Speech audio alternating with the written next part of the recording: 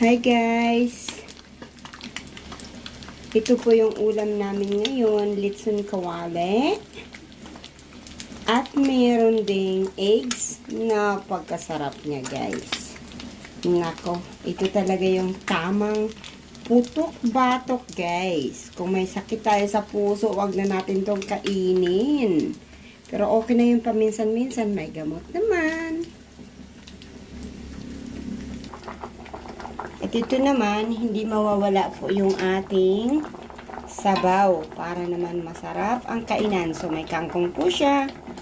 Tapos, syempre, ayan, kunting sinigang mix lang ang nasa loob.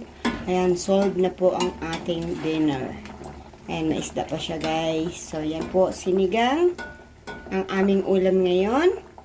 At balik tayo dito sa ating putok-batok. Siyempre, sarap, diba?